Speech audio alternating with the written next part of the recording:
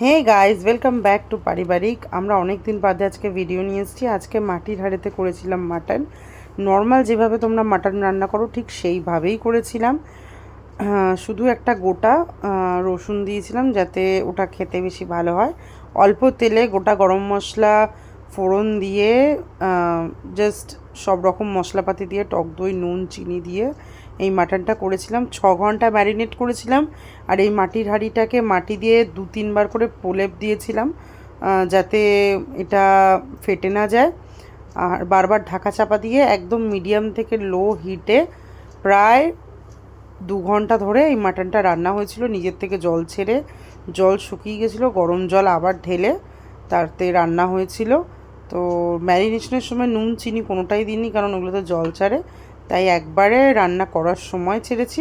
সাথে একটা পেঁপে ছোকলা আলা দিয়ে দিয়েছি যাতে একদম ভালো করে